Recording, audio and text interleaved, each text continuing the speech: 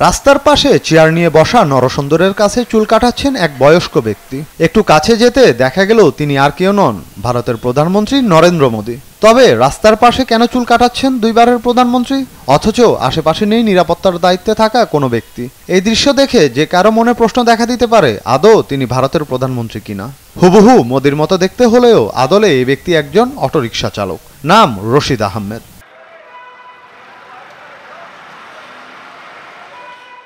মোদির মতো দেখতে 60 বছর বয়সী রশিদ রাজধানী দিল্লির বাসিন্দা। প্রতিবেশীরা তাকে আবার মোদি বা আমাদের মোদি বলেই সম্বোধন করে থাকেন। স্ত্রী, সন্তান ও নাতি নাতনিদের সঙ্গে 2 রুমের একটি বাড়িতে থাকা রশিদ নিজ এলাকায় খুবই জনপ্রিয়।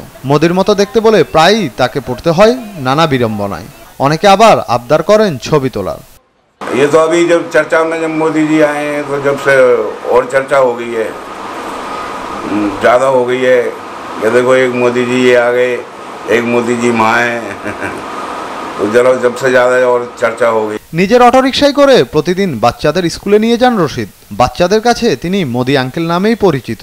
অটোরিকশা চালানোর পাশাপাশি ভারতের ক্ষমতাসীন দল বিজেপির বিভিন্ন র্যালিতেও অংশ নেন রশিদ। অবশ্য এই জন্য তাকে দেয়া হয় অর্থ। রশিদ জানান, নিজের কাজ ছেড়ে র্যালিতে অংশ নেওয়ার কারণেই ওই অর্থ নিয়ে থাকেন তিনি।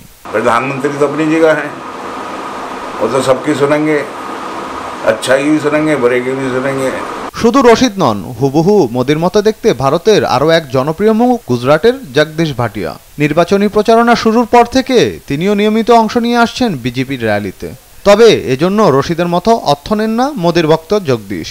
मुझे जी एक मोदी जी की वर्किंग बहुत अच्छी लगी, जिस तरीके इन्होंने कंट्री की डेवलपमेंट के लिए या और जो भी ऐसे कुछ काम उन्होंने किए जो कोई पहले प्रीवियस गवर्नमेंट्स नहीं कर पाए।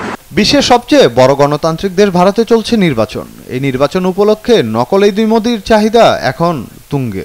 বিজেপির বিভিন্ন র্যালিতে নিয়মিত দেখা মিলছে তাদের। অনেক সময় স্থানীয়রা নকল মোদিকেই আসল মোদি ভেবে অবাক হচ্ছেন।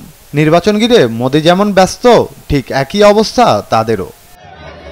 আব্দুল্লাহ আল মামুন, নিউজ ডেস্ক, দেশ টিভি।